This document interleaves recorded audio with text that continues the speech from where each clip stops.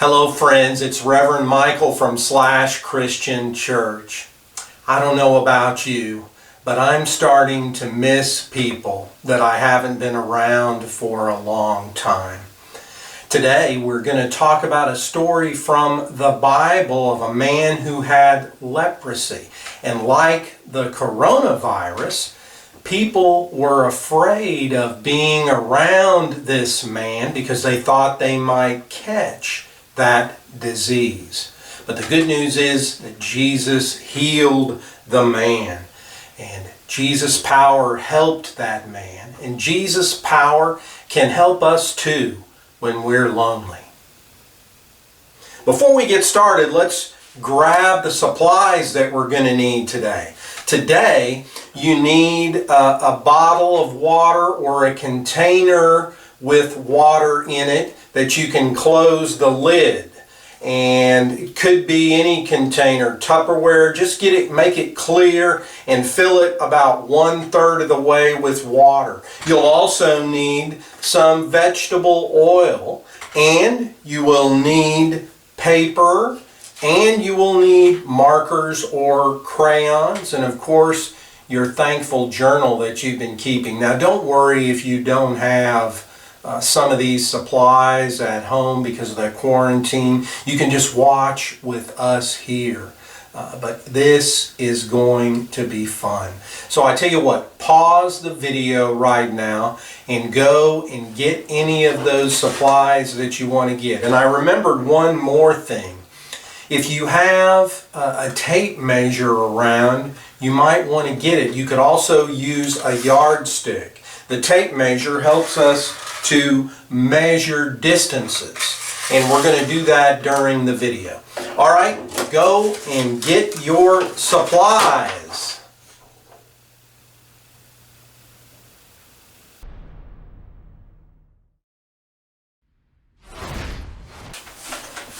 I also want to take a minute to talk about our God sightings this week.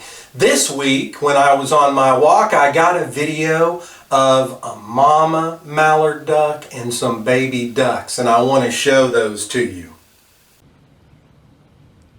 God sightings are anywhere where you can see God at work in the world around you. The baby ducks were in our pond in the neighborhood where we live. Beautiful.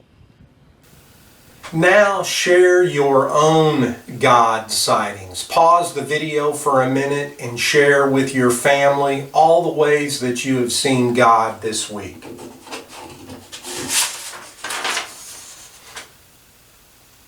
Even with all those great things that God is doing right now, there are still a lot of hard things too with this coronavirus quarantine situation that we're living with right now. It's so hard to not be able to go to school and see our friends. It's so hard that you can't go out to eat.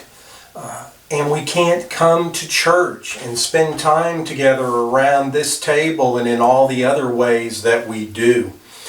One of the hardest things for me is being lonely and missing some of my friends. I tell you what, you don't have to pause the video, but right now, think about this. Who is the friend that you miss the most? Think about that, and we'll say their names together when I ask you in a moment. Have you got their name in mind? Great. All right. Who do you miss seeing the most? Say their name now. You. Being separated from people is really hard. But the good news is that Jesus' power can help us when we're lonely. Back in Bible times, there was a disease called leprosy. And if you got it, you get painful sores all over your body. There was no cure, and often people who caught it would die and be lonely. People were afraid of catching it, just like people are afraid of the coronavirus right now.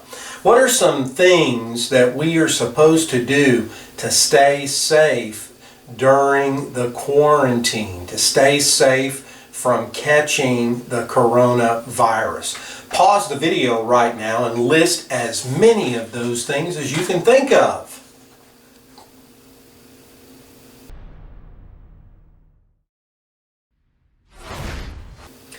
One thing we're supposed to do is wash our hands. Let's use our imagination right now and wash our hands. You can sing along with me, okay? Remember to wash the front and the back. Sing this song you all know with me as we wash our hands. A, B, C, D, E, F, G, H, I, J, K, L, M, N, O, P, Q, R, S, T, U, V, W, X, Y, and Z. Now I know my ABCs. Next time won't you sing with me? Hey, did you remember to dry your hands too? You have to wash for 20 seconds to make sure you're very good and clean. We're also supposed to stay away from other people, and that's called social distancing. I have a tape measure that I'm going to use to make sure that I am at least 6 feet away from anyone who's here, and I thought it would be good to do this video in here today to show you. Look. We couldn't be here at church right now. I'm in the Sunday school room and I want to measure and see how long this table is. Guess what, friends? The table is exactly 6 feet. There could only be 2 people in this room right now. One person sitting at that end of the table and one person sitting at this end of the table. Measure in your house how far 6 feet is.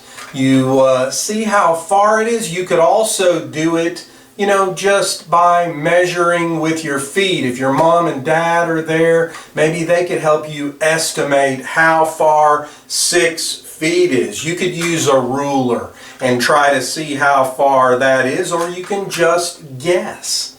Take a look after our video today about how far 6 feet is. People in Bible times knew all about social distancing, what we've been talking about right now. In fact, they were so afraid of catching leprosy that they wouldn't let people who had it come anywhere near them. And if they saw someone with leprosy, they all began shouting, "Unclean, unclean," and they ran the other way. All those rules must have made people who had leprosy feel pretty lonely. All right, let's try something. Everybody spread out in your home. Try to get about 6 feet apart. And now, try to hug people without moving. Unless you have really long arms, you're not going to be able to do that. You can't touch each other if you are separated by social distancing.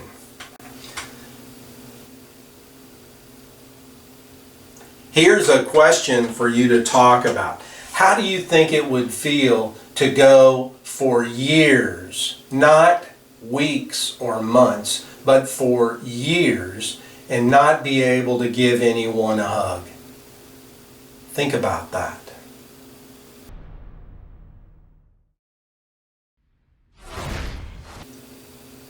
It would be pretty lonely if you went for years and you couldn't give anyone a hug. But let's see what Jesus did when he met someone who had leprosy. If you want to follow along, it's in the Bible in Matthew 8, 1-3.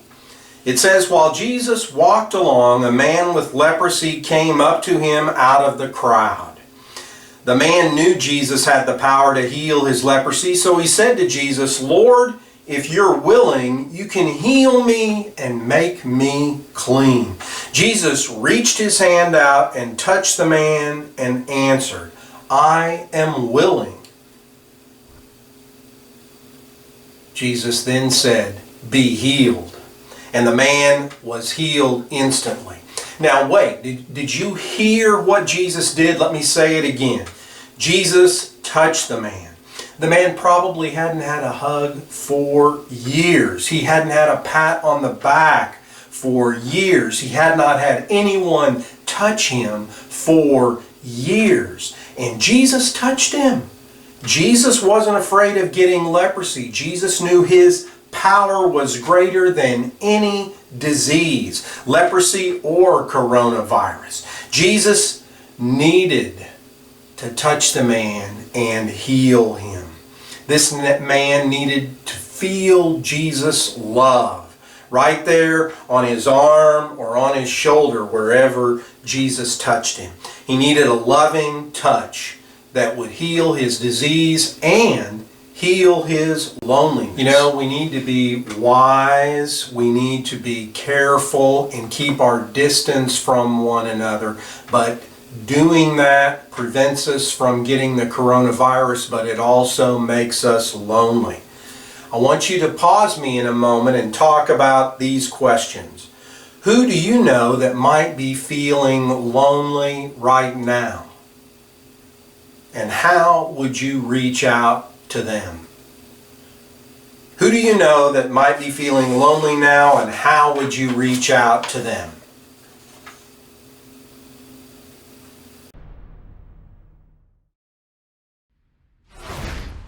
Thanks for sharing. We can reach out and help others when they're lonely by using the telephone, by doing a video phone call.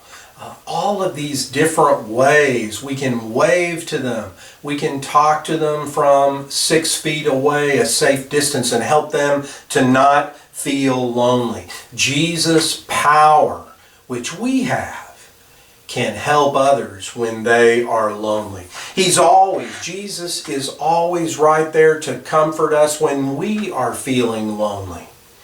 Now, one way Jesus' power helps us when we're lonely is to remind us that He is our friend. No matter what's going on right now, you always have a friend who's right there next to you.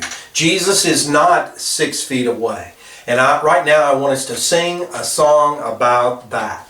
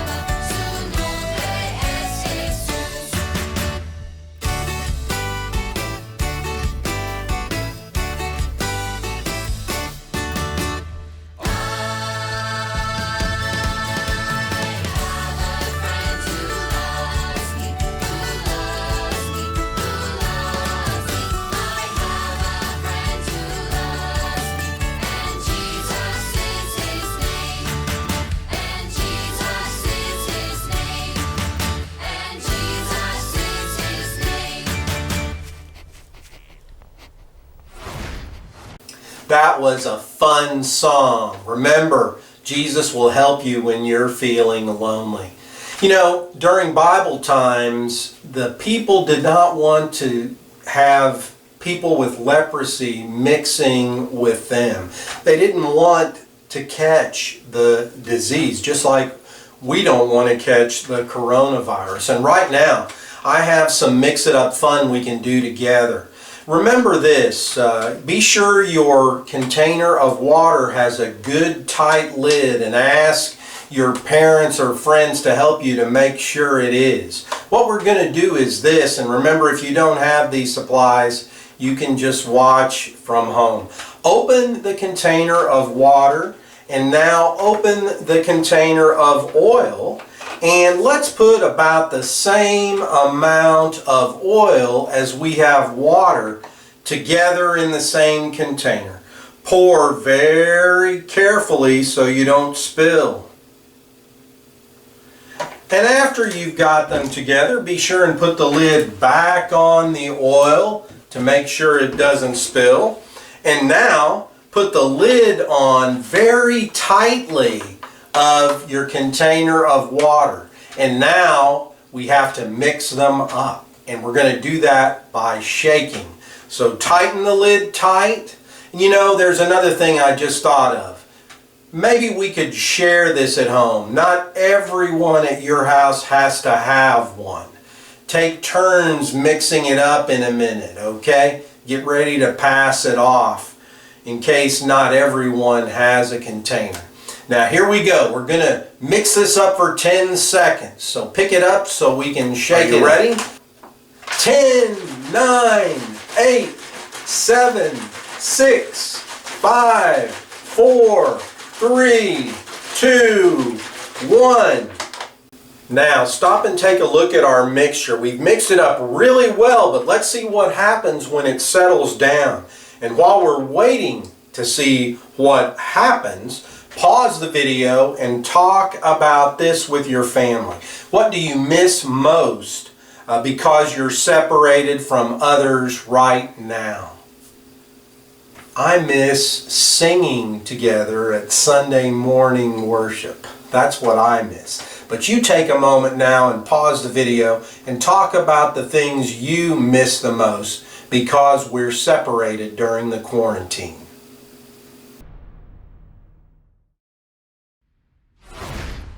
As we hold up this mixture and it settles down, it doesn't look like the oil and water are really mixed anymore. It seems like the oil and water want to stay separate. I think they are practicing social distancing. Oil and water naturally want to stay separate, but it isn't so natural for us, is it? Being separated from others can make us feel lonely, but we can turn to Jesus for help because Jesus' power helps us when we're lonely. Even though we're separated from a lot of family and friends, we still have our family at home with us. We can still connect with our friends and other people. We can do that online. I know on Easter you all got together in the /Zoom room and spent time talking to each other as you had children worship and wonder. That was fun. Do more of those things to connect. You know, Jesus' power helps us when we're lonely. And Jesus' power can help you too. You know what? It's time for a group hug. Give everybody in your family a hug right now. And if you're not in a place where it's safe to give a hug, then how about just doing it like this and show someone that you're giving them a hug. Focusing and loving and hugging the people Jesus has put in our lives is a powerful way to keep us from being lonely. Remember, when you feel lonely, Jesus' power can help you. Jesus' power helps you when you're lonely. So when this video ends, it's time for you to write in your thankfulness journal. You can draw a picture or write some things that you are thankful for. Remember to put today's date on there and keep that until next week. And do this too. Be watching for those God sightings. And we'll come together again next week for another Children's Moment. Have a good week.